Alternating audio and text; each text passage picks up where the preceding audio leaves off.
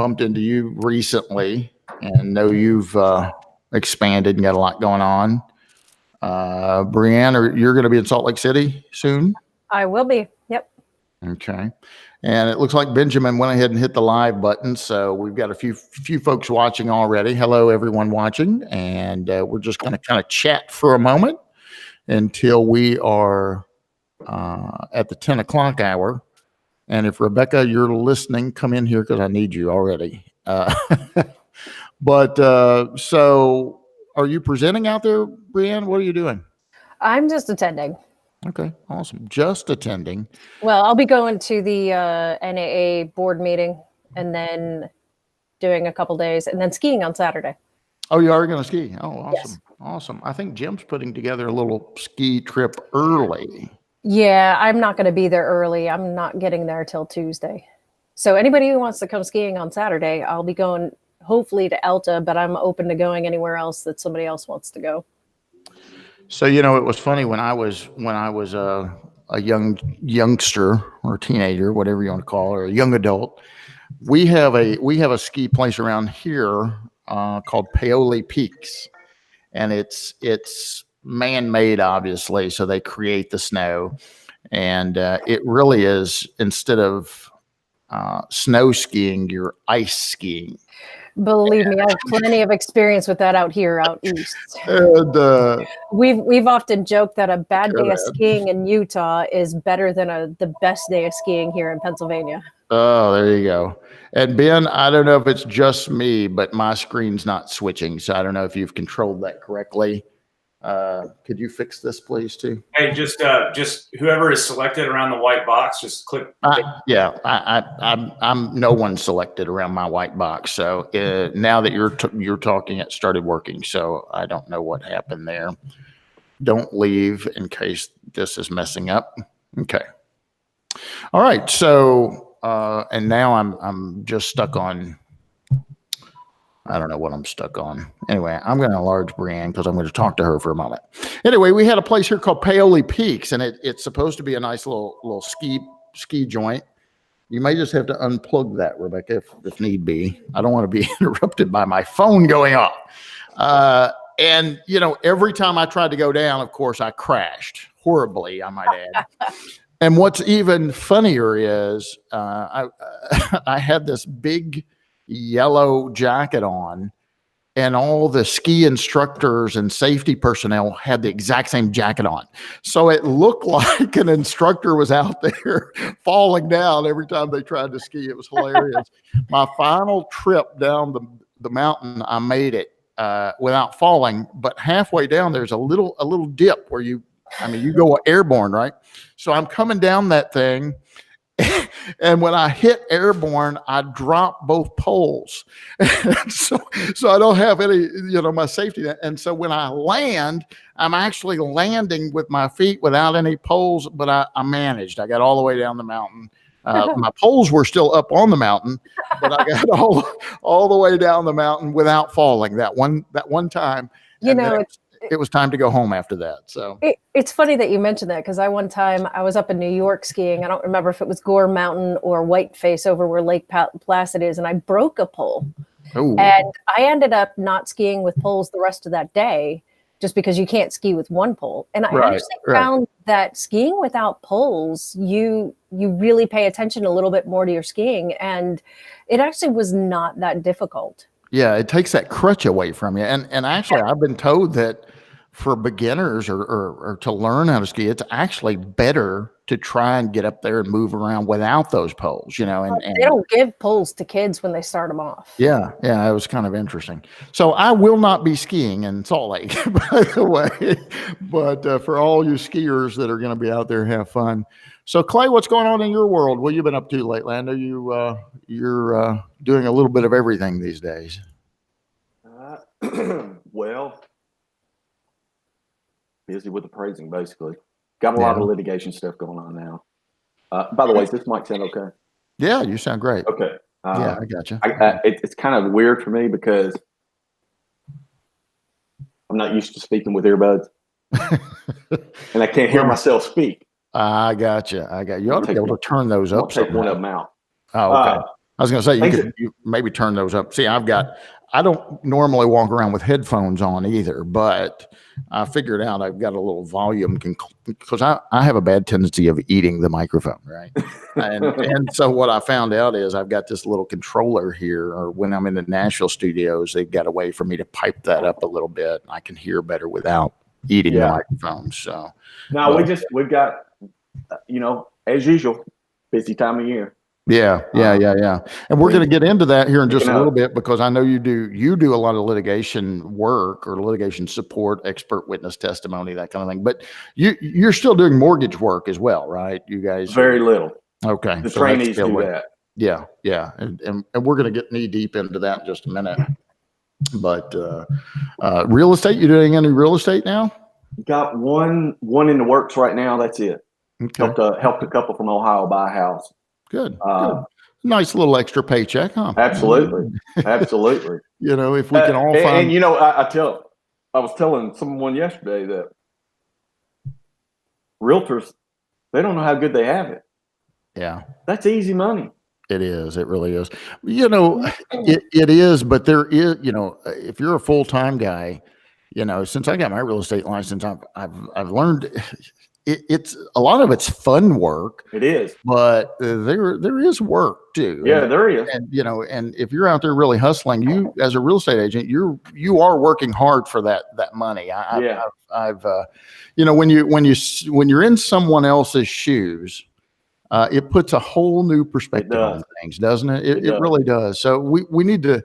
And I try and remember that in other areas, if I'm dealing with an underwriter or AMC or a lender or client, disgruntled client, I try and put myself in their shoes and try to, and when you and I did some collaboration, Clay, we'd always play devil's advocate with one another. Right. And I think that was very helpful. Well, we're about a minute or two away from actually starting. So I tell you what, if somebody watching this broadcast today wants to communicate with you directly, maybe they have a question or maybe they want to hire you for that matter, Clay, how could somebody reach out and yell at you if they wanted to talk to you outside of this broadcast?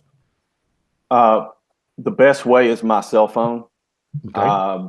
That phone number is area code 270-779-2221. I check my email about 3 times a day as well, or I attempt to. That email address is cjwells, that's WELLS 72 @gmail.com. Great. Appreciate that. Really a brave guy there giving out his cell phone. I mean, yeah, but I'm not guaranteeing you I'll answer it every time. I'll return your call. I still give my cell phone out as well. I was lecturing in Las Vegas back in the fall, and I realized, there's 500 people out there. Maybe I should be giving my cell phone out to some of these larger audiences that I'm doing. But yeah, that really is the best way. And a text message you get instantly. I was just getting ready to say, the best way to reach me is via text. I mean, it really is, guys, because, just like right now, I mean, my phone's went off twice. I obviously can't answer the phone while I'm here. If I'm lecturing or teaching a class somewhere, it's hard to do that. And then by the time you check your email, your text, and answer phones or listen to voicemail, it makes it really challenging. But a text message, you can normally take a couple of seconds and take a quick peek at. And maybe get back to them. Hey, Brianne, before we start, which we're about to, so very quickly, if someone wanted to reach out to you, and you certainly don't have to give your cell phone. Clay was. I'm not doing that. But how can somebody reach you if they want to? Best way is email. So it's my first name, which is BRIANNE @TNC appraisals.com. Very good.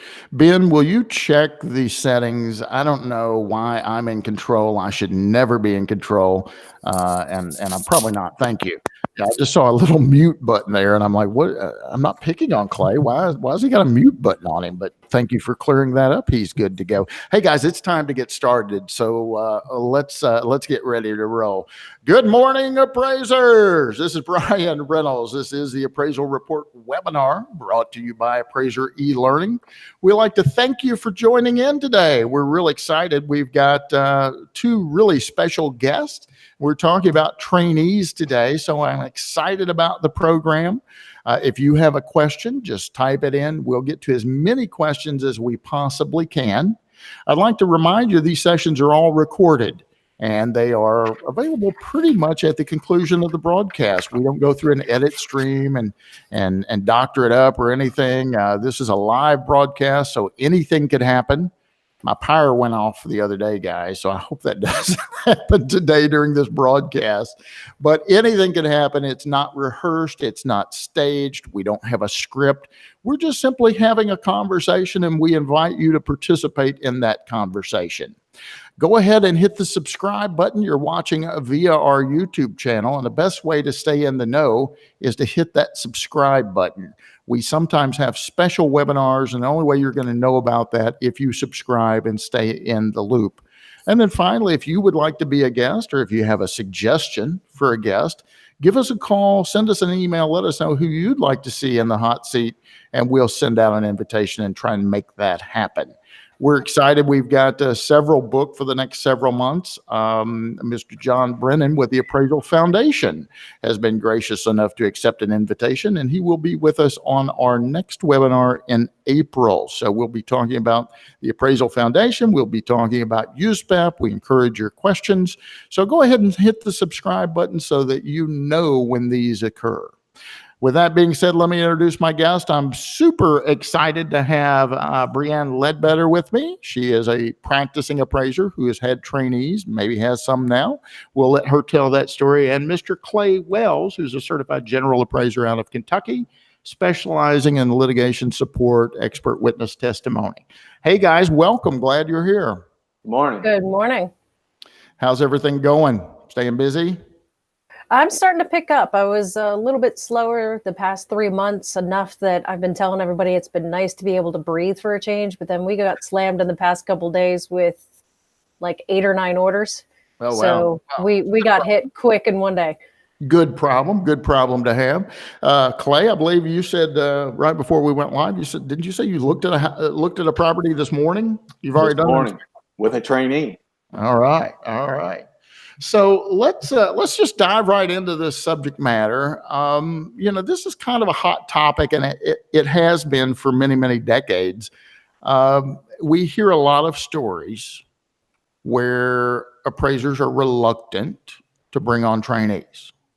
I'm responsible for them. It takes a lot of time. I could just do it quicker myself without them. And, all I'm doing is training my competition. When they get certified, they're going to leave me and go down the street and be my competitor. I'm just not going to take on a trainee. So you guys have had some success. I mean, you may have had some failures too, and that's okay to share. We want to know kind of the pros and the cons and what your thoughts are. If you have to redo something, how would you redo it, et cetera, et cetera, et cetera. So, Brianne, I'm going to start with you. And if you don't mind, just tell our viewers, how many trainees do you have? How many have you had? What's your status of your trainee situation? So the current status is I have 1 trainee. Okay. And full disclosure, I hired him as a trainee, and then we got married. So that's how you keep them to stay, right? That's what I have jokingly said, that in order to keep them, you got to marry them, because I've had some success and some failures, as you mentioned. I did have 2 trainees up until recently, and I've said that unfortunately, before the ink was even dry on his license, he decided that it was better to go out on his own. I was really kind of sad to see that happen, and still kind of stinging from that a little bit. Mm-hmm. But other than those 2, which have been success stories, because Jesse, the current trainee that I have right now, He has sent in his logs, should be certified here within hopefully the next month or two. So those are two that have definitely been converted over to actual certified appraisers. I've had a couple in the past where unfortunately I've had to let them go prior to the entire process being completed. So there's a lot I've learned from that situation. Sure. If you needed additional help now, would you bring on another trainee, or is this, put a sour taste in your mouth, no more? Which is the case? I think that I would be open to hiring another trainee. Obviously we'll probably get into this more later, but there are some practical applications that I have learned to try to have a better retention. Okay. Mr. Wells, what about you? How many trainees do you have? How many have you had over your career? Et cetera, et cetera. Over my career, I've had 4. Okay. I currently have 3. Okay. 2 of which have been with me for 7 or more years. These are trainees that Trainees. have been with you for 7+ years. Oh, yes. Great. 7 Okay. years. All right. Have one newly minted trainee as of about a week ago in my Nashville office. Okay. So we're just getting the ball rolling there. But yes, I've got 2 trainees in my Kentucky office that have been with me for 7+ years.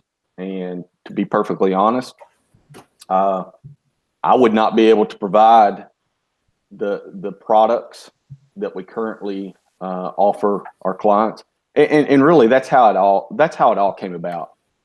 You come to a point where you realize you have conversations with your competitors, with your clients. What clients love is to be able to pick the phone up, call one appraisal firm, and get any product that they need. Mm-hmm. And when you're upgrading license like I did from residential to general, you obviously are motivated to work more in the commercial, agricultural, and in my case, the litigation arena. And it's just virtually impossible in this day and age with the demands of AMCs and lenders and just clients in general regarding the constraints of turn times and other pressures to be able to. You can't be a one-man show and offer all products. So I came to the conclusion early on after obtaining my certified general that, look, if I'm going to be able to provide my current clients with the residential products, I've got to figure out a way to come in and continue to do that, because, like I said, we were trying to gain a competitive advantage by offering a wide variety of products, and I simply couldn't do it by myself. Yeah, that's one of the things that we talk about in our classes, or when I give a lecture and this topic comes up. And it's not right for everyone. Some appraisers like to just do everything themselves. They like to be in their own little world, and I'm not, I don't feel comfortable unless I do it. Okay, and I get that. That's fine. Maybe a trainee isn't the right fit for you. But if you really want to grow your business, right? And guys, there's a lot of great appraisers out there that they're great at what they do, but they're not great business people, right? And so we really need to look at that. You are a business owner, and so you have a choice to either work in your business or work on your business. And we as appraisers probably got to do a little bit of both. We've got to work in the business, but don't forget that important aspect of working on your business, right? So if you want to grow your business, you can only do so much. You're only one person, right? And, back in the day, and Clay and I have known each other for a long, long time. We've worked together on many projects over the years. But, we used to work those 16, 18-hour days. And for me, I'm getting older and tired, and I just don't want to do that anymore. So that's why I bring helpers on. I believe in the team atmosphere in every business model I have. I have a little team.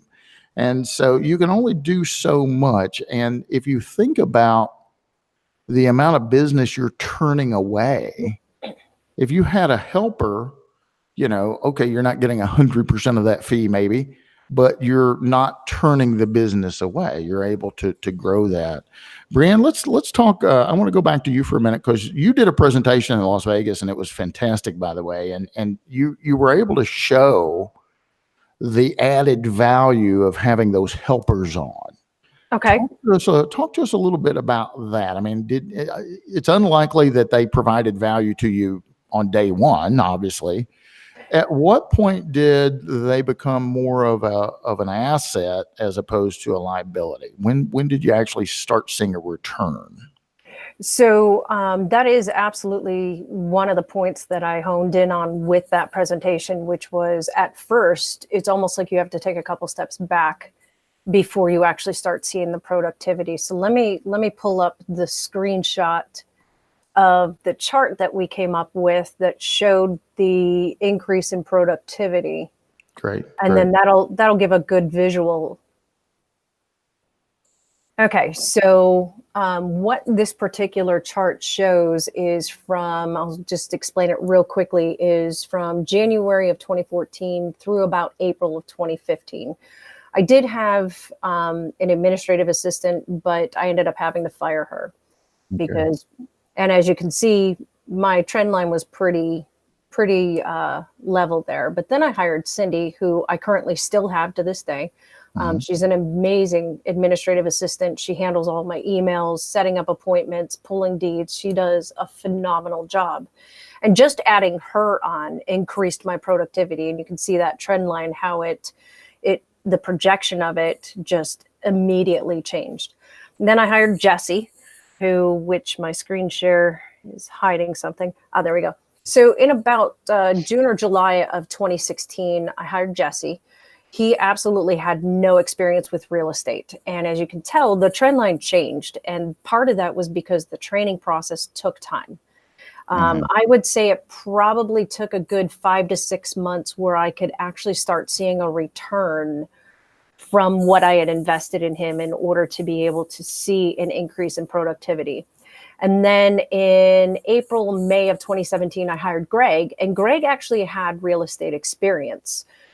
He had been a real estate agent for at least 10 years. So he at least had some background, and he had also worked for another appraiser for about a year, on and off. Hadn't done a lot of work with him, but he wanted to find somebody who would really concentrate on actually training them to be an appraiser. And so each one of those just shows the increase in productivity from the standpoint of having a trainee. And Jesse and Greg were overlapped. And so that's why I think the trend line on that particular portion of this chart shows a steeper curve in the productivity. So, and now I'm trying to figure out how to, oops. There we go. Stop sharing. Sorry. I apologize for my non-technical ability here. Thank you for putting that up. So I want to pause for a moment because first you added an administrative person, right? They handle your emails, your phone calls, scheduling the appointments. And I just want to let our viewers know right now, if you don't have someone doing that, if you're doing everything in your appraisal practice, and again, that's the right call for some of you out there, that's fine. There's nothing wrong with that. But just recognize if you're answering all your own email, if you're answering the phone, if you're calling and scheduling that appointment, if you're pulling the deed, if you're creating a file folder, part of what you're doing is administrative work, which there's nothing wrong with. But you're kind of like the surgeon, right? You're the one in the operating room fixing the heart, and only you can do that. You can bring additional assistants on to help you with the administrative task. So it's really something to think about if you don't already have that help. Can I piggyback off of that, Brian? Yep. So what I want to mention that prior to that chart that you're not seeing is I had started my business in 2009. that was kind of an odd time to start, but it's worked. And After the I would say crisis. about 3 years into it, I got to the point where I was just running around like a chicken with my head cut off. I was doing everything myself and I just couldn't handle it anymore. So my thought was, okay. And this was prior to being part of Dustin Harris's mastermind group and getting some good advice. But I decided, okay, what I need is a trainee. And I hired a gentleman who had some real estate experience. And I found that I actually created more work for myself, because really what I needed at that point in time was somebody back in my office as an administrative assistant, taking care of all those tasks. And after about a year to year and a half of trying to figure out why this isn't working, I became a part of Dustin's group and started explaining some of my problems and, put me on the right track of, hiring the administrative assistant first, because I had put the cart before the horse at that point. So my advice would be, if anybody's thinking about having a trainee, make sure your office has the correct setup first, because if not, you will create more work for yourself and get frustrated in the process and think, oh, this just doesn't work. Yeah. And there's something to be said about that. You could actually have a step up program, so that you want to bring somebody in as administrative help, right? And then they graduate to a trainee. We have a model where we'll bring folks in as a researcher, and basically they do research. And so it's a staged growth pattern that way. Clay, what about you? Do you guys have administrative help, or is it just you and some trainees? It's odd you mentioned that. My newly minted trainee is actually the operations manager of my Nashville office. So that stepping stone that you were just referring to is precisely the progress and the steps that she's taken to get to that trainee process. And to be honest, a lot of people don't realize for Janet, she was in the business through the admin process, and then could see that it became something to her that was of interest. So it's odd that you mentioned that, because that is exactly the process that my newly minted trainee took.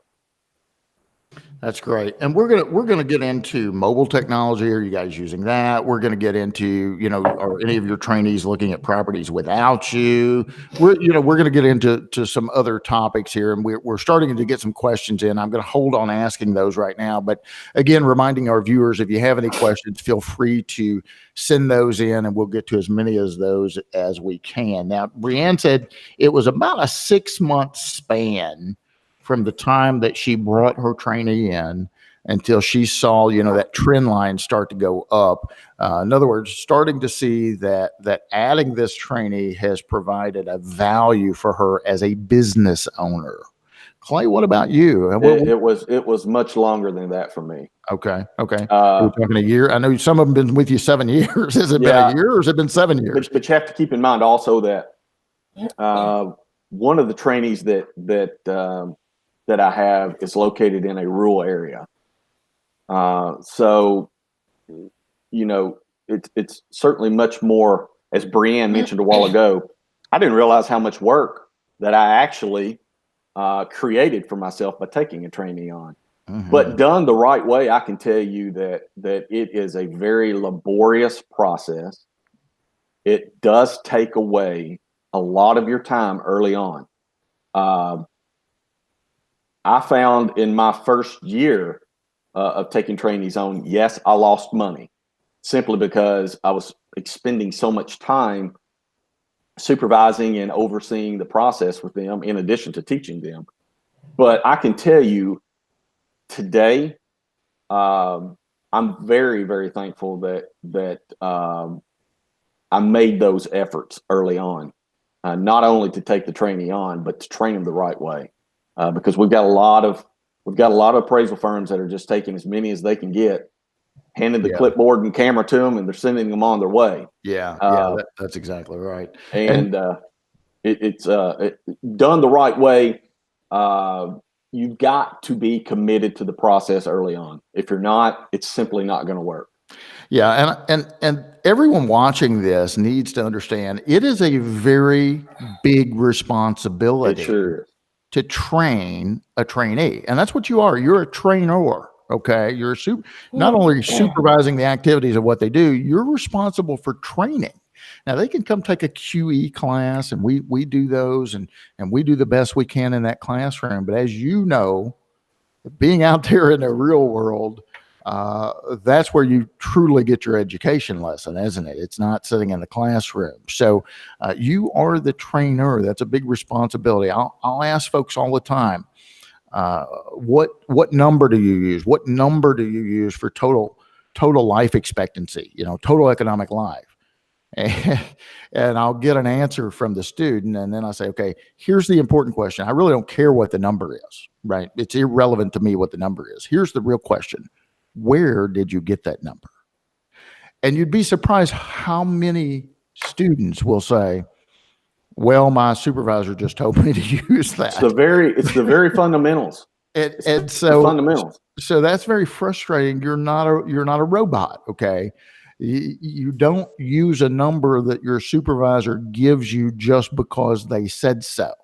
So if you're a supervisor out there watching, or if you're a trainee for that matter, go back to your supervisor and say, all right, you told me to use 70. I need to know how I get 70. And if the supervisor doesn't know, now this is a learning opportunity for the supervisor. Okay. USPAP makes it very clear. You're not going to base your opinions or conclusions on unsupported assumptions or premise. So if I'm just using 70 because my boss told me to, where's the support for that? You're going to get yourself in trouble. So be very, very careful. It's a big, big, big responsibility. And it's an even bigger responsibility, Brian, too, from a risk standpoint. Absolutely. Because if you're like me and you're doing a lot of litigation work, attorneys are very good about trying to disqualify you. I mean, that's what it's all about at the end of the day. Sure. And, now go ahead. And taking on that risk, you can't possibly oversee the entire appraisal process with the trainee. Mm. You simply can't. Yeah. That in turn creates liability for you. And from the complaint process is where I'm going with this. As someone who does a lot of litigation work, you have to be extra cautious and careful. I feel like at times I'm providing much greater oversight with my trainees than is necessary, but I do it simply because I want to do everything in my power to rule out that complaint being filed against me. In 23 years, knock on wood, I've had 0 complaints filed. That's a good thing for someone in my position because I can't afford any complaints on my record doing litigation work. And that's not an invitation, viewers. He's not inviting you to do anything today. No. Believe me, absolutely not. Our Just webinar, stating the facts. Yeah, our webinar in May is going to be talking about an appraiser, boots on the ground appraiser that had a complaint filed against him from, I'll just call him a bully, right? Somebody disgruntled filed a complaint to retaliate. Not only did he defend himself successfully, the complaint was dismissed, he actually filed suit against the complainant. So you're not going to want to miss our May webinar. It's going to kind of tell his story. So come back and join us for that. Hey, let's talk about what a trainee can do and what a trainee can't do. And then Marty, Pamela, Scott, Matt, some of these folks that have been asking questions, I promise, Craig, Larissa, we're gonna start asking these questions of our guests. So just hang tight another couple of minutes and we'll get to your questions. But let's talk about, what can a trainee do? What can they not do?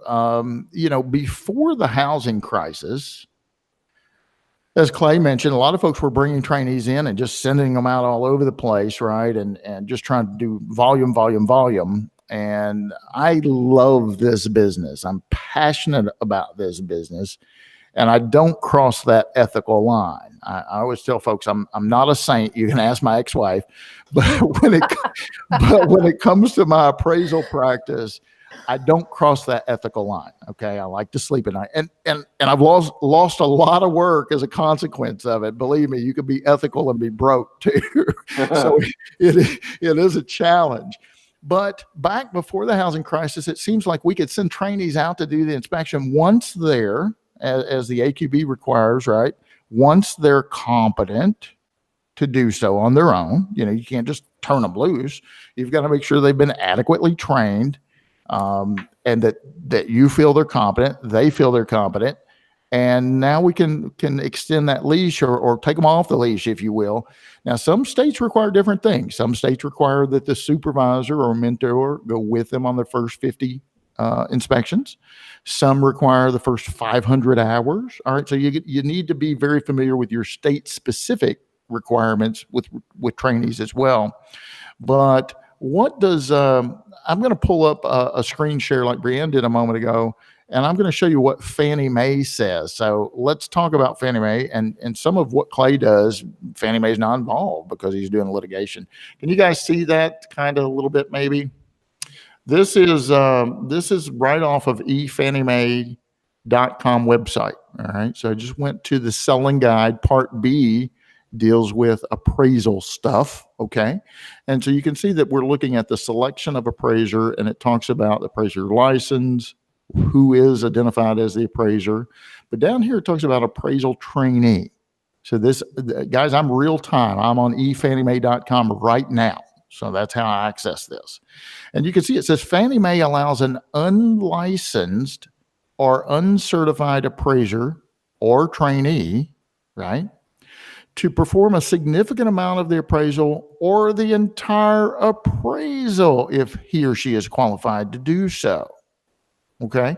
If an unlicensed or uncertified individual provides significant appraisal assistance, he or she must sign the left side.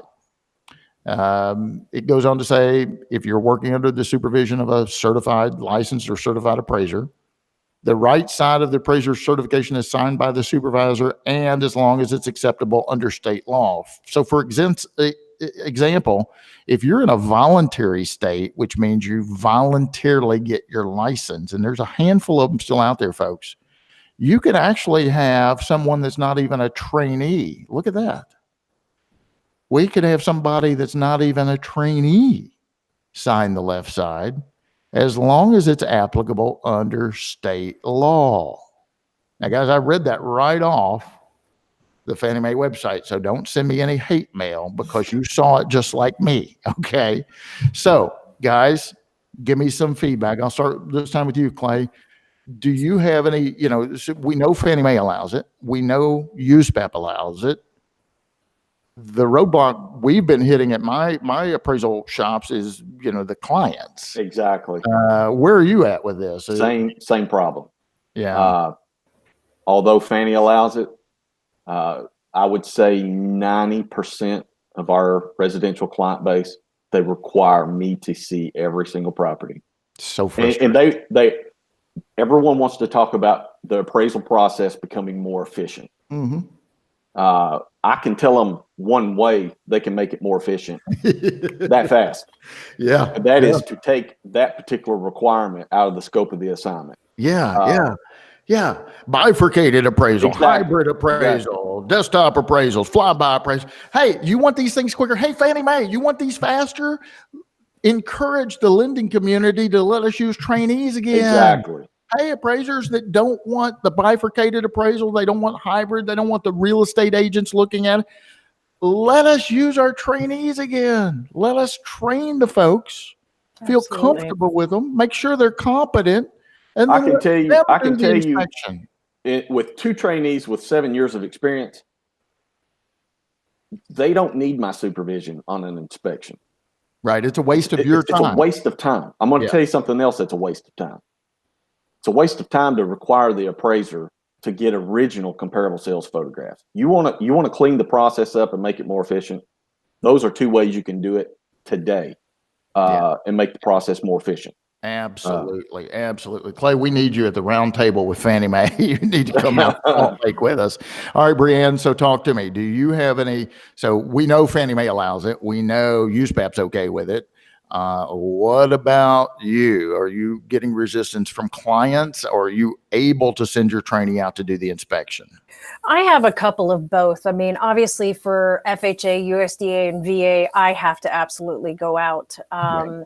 When it comes to conventional ones, I do have clients that allow my trainee to actually go out and do appointments. In fact, he literally just walked in the door about 2 minutes ago from an inspection that he did on his own. So, And the client in that case was okay with it, right? yes. Yeah, Yes. awesome. That's great. Hey guys, we're already at the halfway mark, believe it or not. So give me 1 second, and then when we come back, we'll get into some of these questions because they're getting away from me. We got lots and lots of questions. So have a drink of coffee and get ready to answer some of these questions coming in. Guys, thank you for watching. This is Bryan Reynolds. You're watching the Appraisal Report webinar, brought to you once a month, free of charge. I mean, it doesn't get any better than that, does it? It's, of course, brought to you, as always, by Appraiser eLearning. It's the fourth Thursday of every month at 10 o'clock Central Standard Time. So we invite you to come back next month. In fact, next month, the USPAP guy, the Appraisal Foundation guy, Mr. John Brennan, is going to be joining us for our April webinar. We're super excited about that. So there's probably not a lot of opportunity for you to ask questions of the Appraisal Foundation. And guess what? Next month you have that opportunity. So set your calendar for that one. All of our sessions are recorded. So if you've got to get off here, there was somebody that wrote into Ben and said, man, I'm glad you're doing one on trainees. I really want to watch it, but I have a conflict. Are you going to record it? The answer is yes and yes. We record all of these sessions and they're available for you pretty much immediately at the conclusion of the broadcast. Ben gets them up pretty quickly and you can watch it in its entirety. If you've missed some of our former webinars, click over to our YouTube channel and check some of those out. We've had some great guests over this last year. We thank you for joining in. If finally you would like to be a participant, or you know someone that would make a good guest, reach out to us, let us know. We'll invite those folks on. Again, you're watching the Appraisal Report webinar brought to you by Appraiser eLearning. We thank you for your support. Hopefully the next time you need some CE, just remember us, give us a try. We've got some great courses online at appraiser-elearning.com. Now back to my guest, and more importantly, back to the questions. So let me just start asking some of these, and I'm going to go back way up to the top. So Craig asked a question. He said, I believe that Texas has recently increased the number of trainees a certified appraiser can hire. Does it vary by state on how many trainees you can hire? Brianne, how many can you have in your state? And first of all, tell everybody what state you're in.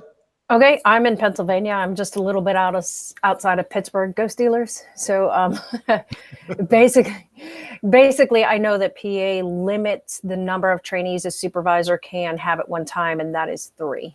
Okay. Mr. Wells, what about you? I believe in Kentucky, it's 3 as well. Okay. Now, Tennessee has a requirement that you must have been certified for a period, I believe, of 2 years before they will allow you to become a supervising appraiser. I think in Pennsylvania, it's 5. Yeah, I believe, Clay, it's actually 3 years. Is it 3?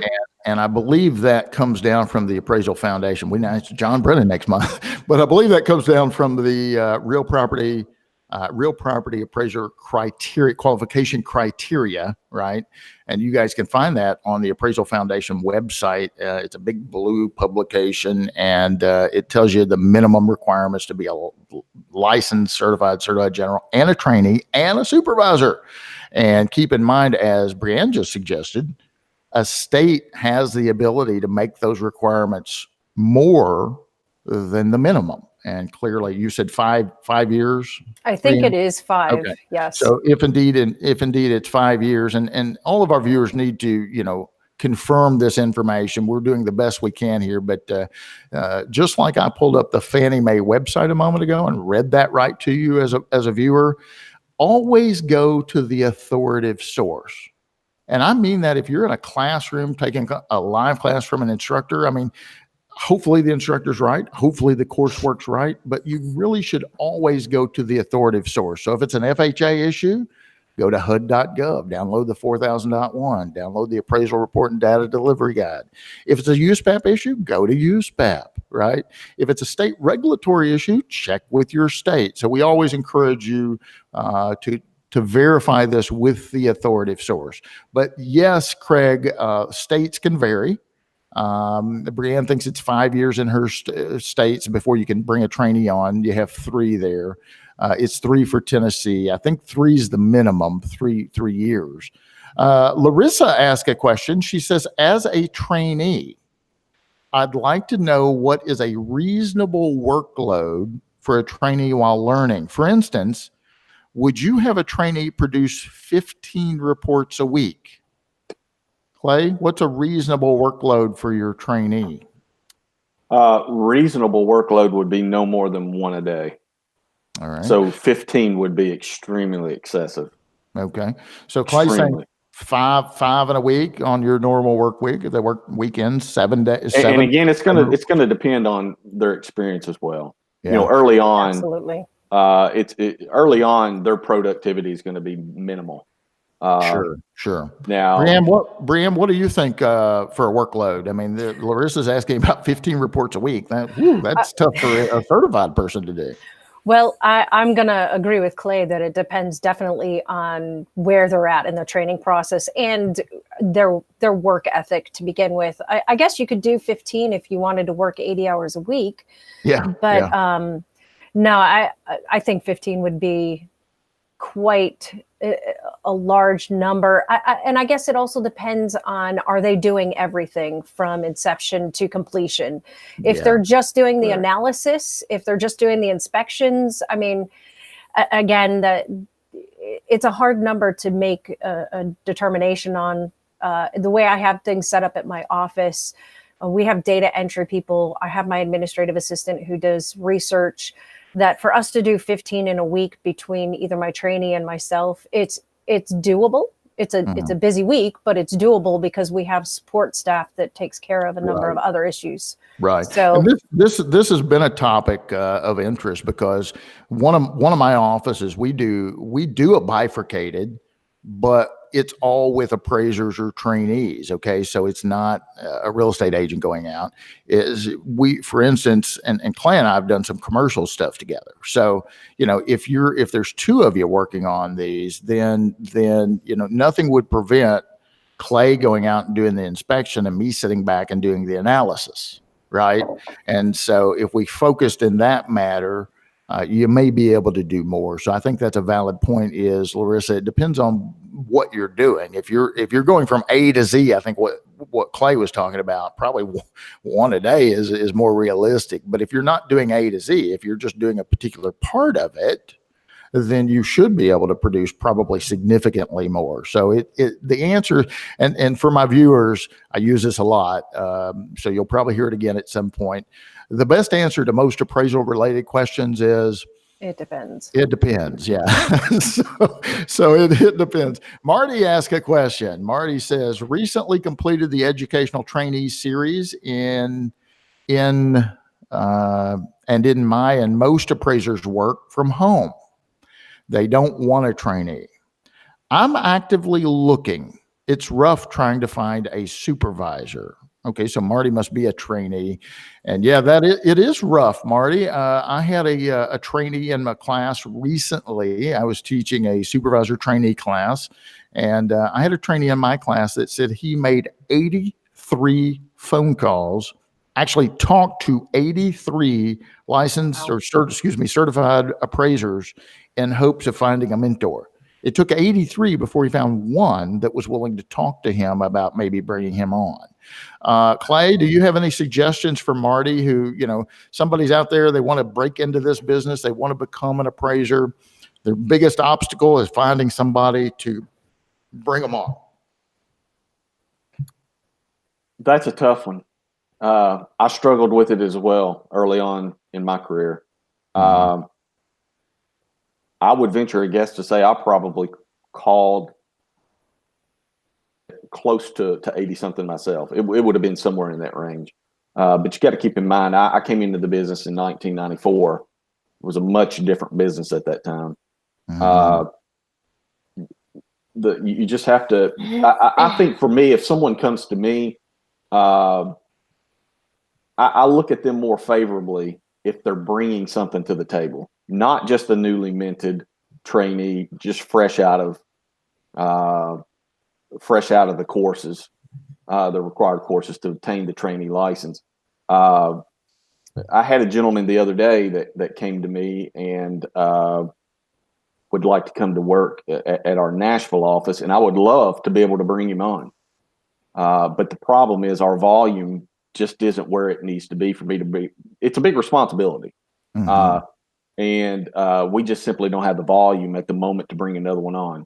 But I can tell you, he has some experience as a trainee, and he was bringing something to the table, which I found to be very valuable. Now, I'm not saying that you're not going to find anyone. You will find a supervising appraiser with no experience, no training at all. They're there. You're just going to have to, a lot of boots on the ground.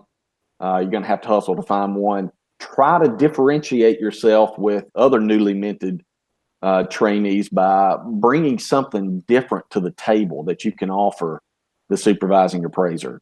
That would probably be the best advice I could give someone, considering the structure of the trainee process at the moment. Yeah, you know, when I was going to go from certified residential to certified general, that was one of my biggest challenges was, you know, who am I going to find to help me with that journey? And I know a gentleman that works for me right now. He's one of my instructors. He's on that path. You know, he's a certified residential appraiser and he wants to become certified general. He doesn't work with us in our appraisal divisions, but he is an instructor that works for my education company. And he had a tough time, but you know, he finally found someone. And you know, some of the suggestions I give for folks, and this is more if you're wanting to upgrade from certified residential to certified general, you know, maybe you seek out people in a different area. You know, I know if somebody called me and says, "Hey, I'm from Evansville, Indiana. I'll come over to Owensboro and I'll donate my services to you. How about I'll come over on Wednesday and Thursdays and I'll work for you for free. Heck, I'll sign a non-compete. I'm not interested in doing commercial work in your area, Brian. I'm interested in gaining the knowledge and the hours and the experience necessary to graduate. Would you do that for me?"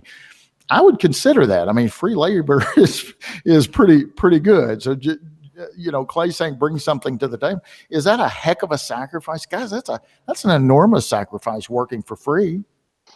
But you've got to look at the long picture. You got to look at the road down, you know, down a little bit from where you're standing right now. When I got into this business, I worked for free. I didn't get paid. I wasn't compensated at all. And then finally, my mentor started paying me $10 to type the reports on the typewriter, if you remember those days. So that's and I'd normally make a typographical error. And back then, Fannie Mae didn't take white out, so I had to retype the whole dang thing. That you know that was me. All right, let's ask a few more questions. Scott Cullen, hey Scott, good to see you. He's been a regular guest on my shows. Scott is saying hourly or fee split. And, I purely do hourly. Okay, so you Purely. do an hourly rate for your trainees. Absolutely. Oh, great, interesting. Clay, you want to, you know, we don't want to get real specific on fees, but do you want to touch on that a little? We do fee split. Okay. I've never done an hourly rate. No, and to be perfectly honest with you, I'm not saying the fee split's more Right. advantageous than the hourly rate. You know, I simply don't know.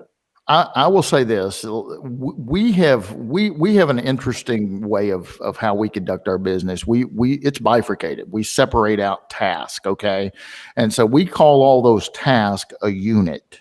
All right. So I might have somebody doing research. I might have somebody assisting with analysis. I have somebody else doing the inspection. I might have somebody doing review or audit, if you want to call it an audit. And we pay a per unit rate. And that's just how we do it, right? So you have the opportunity, the more units you produce, the more you get paid. Pamela, If real quick, I'm going to cut in here. I'm going to just give a little bit of basis just so that people can make a judgment call.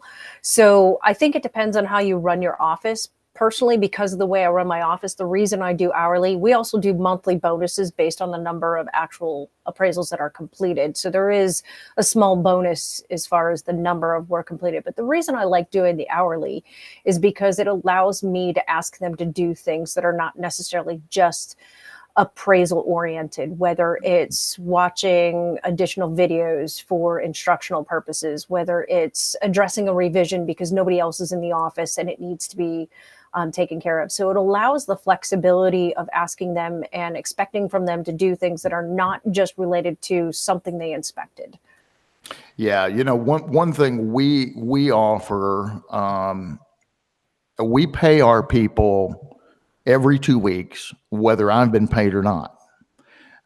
You guys have recently seen the news reports where an AMC went out of business and owing Brian's buddy. a bunch of appraisers. No, easy there, boss.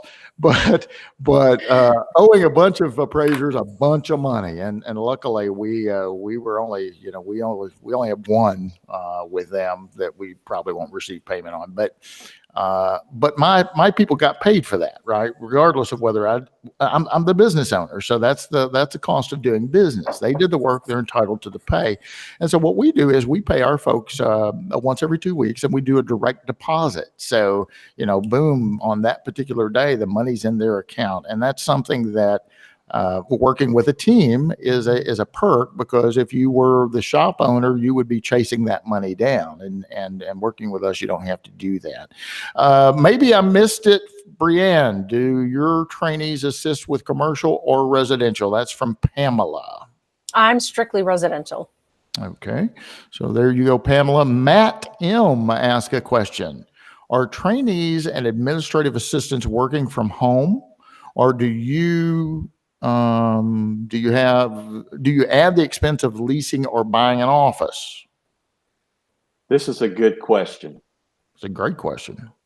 And it's very relevant at this particular time for my Nashville operation. We do, everyone works remotely. Our operations manager was working in an office environment and then transferred to a different state.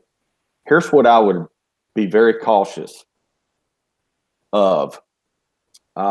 When working remotely, you need to have checks and balances for your operations managers and anyone working in your office, because it becomes very easy, if you're not micromanaging all of the details of the day, for them to take advantage of the company. Let's just put it that way. So if you are working remotely, if you're considering a shop where you're going to allow individuals and folks to work remotely, make sure your checks and balances are in place. If not, you could potentially be setting yourself up for activities that aren't advantageous to the company, so to speak. Yeah, and Clay's trying to say in a nice way, be careful, because folks will take advantage of you. And that can happen whether you have a corporate office. A friend of mine had that happen to her not once, but twice, and she has a office complex. Another friend had that happen, and it was from remote. So that's just smart business, and it can easily get away from you when you're real busy. And I'm looking at maybe doing a series or doing some webinars on, business administration, things that we have as appraisers. Because like I said earlier, there are some fantastic appraisers out there that are just absolutely horrible business people. Mm-hmm. And that's not a jab. Exactly.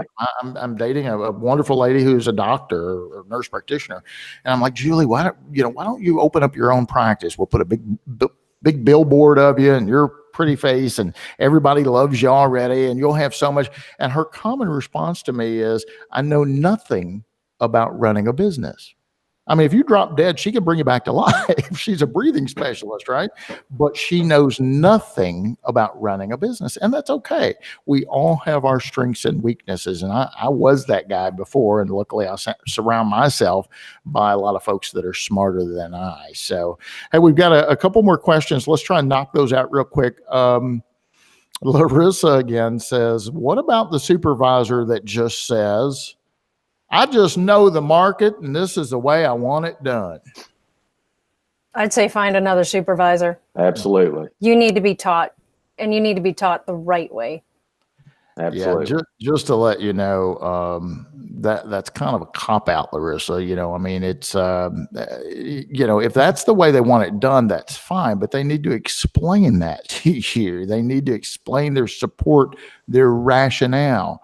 And quite frankly, when you get someone defensive like that, it may be because they don't know the answer. Right. And that's their way of trying to stop that line of questioning. I've been doing this 40 years. It's just a way to do.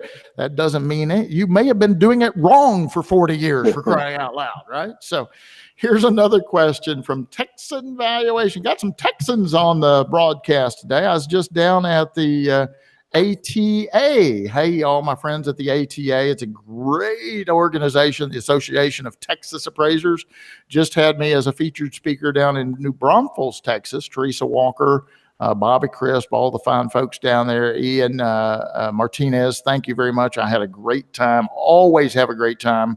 And if you're not a member of a state organization or a national organization, do yourself a favor and join immediately. The ATA folks are fantastic. So Texan Valuation asked a question: which lender/AMC will allow a trainee to inspect a property without the supervisor's appraiser's presence? I don't know if you guys want to give any specifics, but maybe outside the broadcast, but what would be a good way for the Texan Valuation guy or gal to find that information out? Brianne, you said you had some that will allow it. Yeah, I mean, I'm in a completely different geographic area, so I don't know what the typical lenders are down in Texas, but we've just combed through our engagement letters, and if there is not specific language that says the certified appraiser has to inspect, not has to complete the appraisal, but has to inspect, we take that as liberty to be able to allow the trainee to inspect. And we've not had any issues. A couple of our clients one time, in fact, I had one client push back when they found out that the trainee did the inspection and I wasn't there. And I called up the vendor manager and I said, show me where in the engagement letter it said I had to do the inspection. And they couldn't find it. And so they had to accept it. And we've still had no issues. Awesome. Clay, you have any suggestions? The national big players, most of them, I think, frown upon it.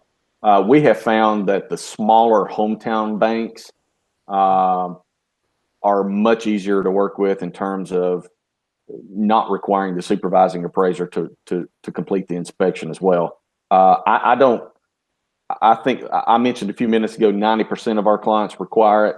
The 10% that do not require it are our small hometown local lenders. Okay. Yeah, it's so frustrating. And I know the housing crisis really was the catalyst to get lenders to rethink.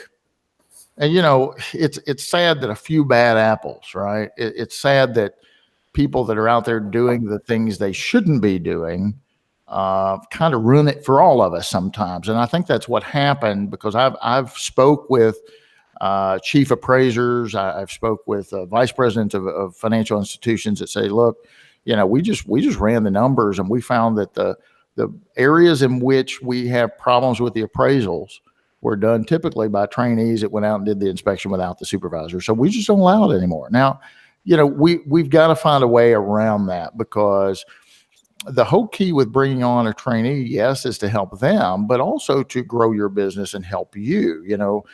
You're in business to make a profit. So these folks that you're adding in have to provide value to you as a business owner. Otherwise, you're just doing charity. And so we gotta figure that out. And maybe we need to invite some lenders or AMCs on the broadcast so that they can, help solve this problem. Alexis asked a question. Alexis, thanks for watching. Alexis says, I haven't been able to get my hours since almost all of the lenders we work with do not accept trainees. Finally found one. What is the verbiage that you use while adding your trainees on the report? Brianne, you want to start with that one? Yeah, I'm actually looking it up right now so I can read it verbatim. And then you have to also understand, in Pennsylvania, we have very specific languages to what we have to attach. So we have to actually attach a signed checklist that's signed by both the trainee and the supervisor that indicates every portion of the appraisal, from the inspection to the highest and best use to site analysis, comparable selection, reconciliation. I mean, it's a long checklist that we have to add. So that kind of covers our bases for the most part. And real quick, again, I'm just looking it up.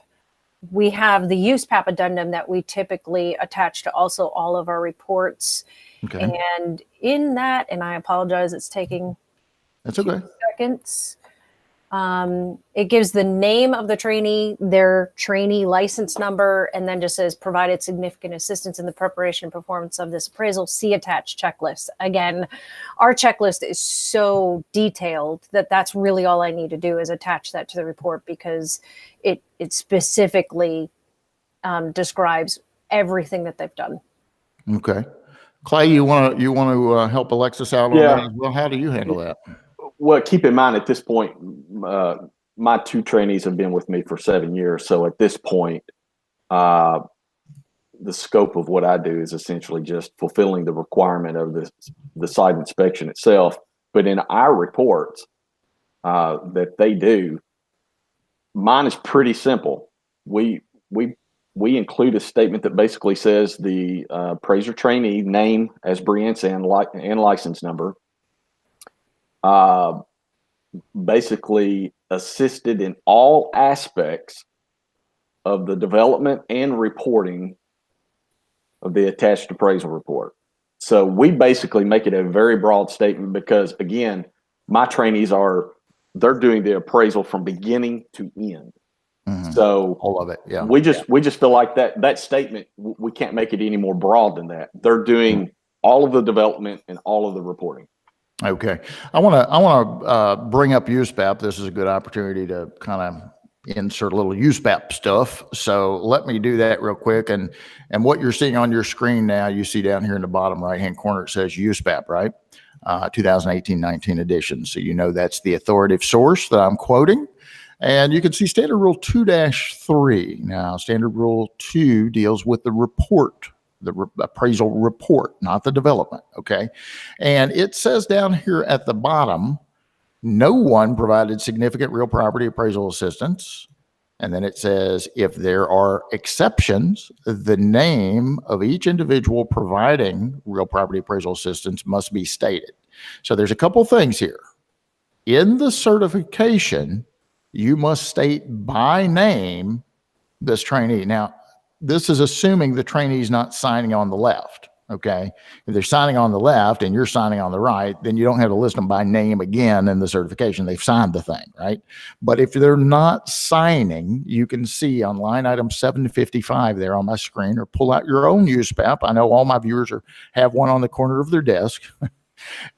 And let's read it. The name of the individual providing significant assistance must be stated. So it doesn't state that there's a description of their service has to be in the certification.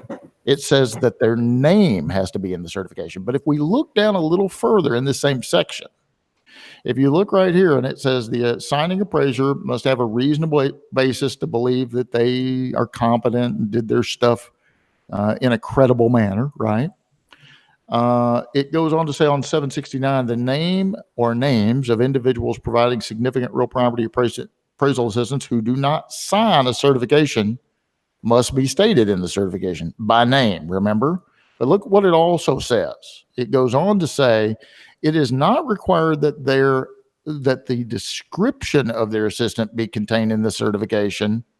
However, disclosure of their assistance is required via the applicable reporting requirements. So by name, you've got to say who the person was, right? Clay Wells provided significant real property appraisal assistance. That's all I've got to put in the certification. But then somewhere in the report, I've got to put a disclosure of what he specifically did, right, in order to be compliant. Now, let me tell you a quick story, because you don't want to be this person. A trainee was asked to send in a couple sample reports for credit with their state regulatory board, right? The trainee did not sign on the left. The trainee was listed, but they weren't listed in the certification. They were listed somewhere else in the report. And they didn't put a description of what they specifically did. So we've got an issue here, right? You just read USPAP, Standard Rule 2-3 says by name in the certification and somewhere in the report a description of what they did. The problem is now there's a USPAP deficiency, and who could get in trouble for that? The supervisor. Isn't that a kick in the pants, right? Your trainee submits their report for a sample credit, and it ends up possibly being a complaint, and the supervisor may face disciplinary action. So when Clay said earlier, this is a big responsibility. You got to take this stuff very serious as a supervisor. You got to make sure that you're up to speed, but also your trainee is up to speed. Guys, we are actually past time. I do want to ask one last question, and I've got about 100 more questions to ask, but we're just simply out of time. If I can hold you for an extra minute, I do want to ask this. Clay, you mentioned a clipboard earlier. Are you guys using clipboards and tapes? Or are you using a digital device out in the field? What are you and your trainees doing when you go inspect a house? One uses clipboard, one uses iPad. Okay, all right. I personally, I'm old school. I'm still a clipboard guy. Yeah, So, yeah. All of my folks in my Nashville office use an electronic device, and the reason we do that again is because we're bifurcated, which is not a bad thing because we're using appraisers and trainees, right? But the way we have it is when you get in your car to drive to your next appointment, you hit a button and bloop, it all goes into the cloud or wherever it's mysteriously at. But the next person immediately has access to that stuff back at the office. And so it just makes us so productive being able to touch on that at all times throughout the process. Brianne, what about you guys? Are you mobile? We are all mobile and paperless. So everything that we do out in the field immediately gets uploaded to the cloud. And then I've got an assistant that actually, once it's in the cloud, we try to pull our comps, and then they're actually pulling data from our database from county records. So by the time we get back to the office, it's ready for us to start working on. Great. Somebody just said, Brian, someone asked where the checklist came from. And I assume that goes to you, Brianne. Yeah, I actually answered that online. If you Google the PA required appraiser trainee checklist, there's a PDF of it online. Great. So there you go. Hey guys, thanks for being here today. And this went by super fast. So we might do a round 2 and have you guys back on, because we could keep this going on for at least another hour, but we're out of time. So thank you for being here. Brianne, again, if somebody wants to reach out to you, how can they contact you? I'll tell you what, I'm going to type my email address right here on the feed. Okay. For those that are driving or something, go ahead and chat that out too, if you don't mind. It's Brianne, BRIANNE at TNCRES appraisals.com. Thank you very much. Again, thank you for being here. And I guess I'll be seeing you out in Salt Lake, right? Couple weeks, yes. When you're not on the ski slopes. That'll be on Saturday if anybody wants to join. I'll be gone by then. Clay, again, my friend, thank you for being here. I appreciate your willingness to participate in this webinar. If someone would like to reach out to you, again, how can they get in touch with you? Email would probably be the best. CJ Wells, WELLS 72 at gmail.com. Very good, very good. Well, I'm going to be heading I'm heading to Nashville Saturday. We're looking maybe at a condo down there. I don't know what we're doing, but I will stop in and have lunch or dinner with you soon, Please my do. friend. It's good to see you. Thank you Please for your do. willingness to be here. And tell Julie to stay put. My Aunt Dean wouldn't like that. Yeah. Oh no, we're not moving. We're not moving. We're just thinking about a second spot. So again, Good. thanks everybody for watching. My name is Bryan Reynolds. You've been watching the Appraisal Report webinar brought to you by Appraiser eLearning. Come back and join us next month when Mr. John Brennan of the Appraisal Foundation will be our guest. Bring your questions and be happy to participate. Until then, good luck, be safe, and we'll see you again real soon. Thank you.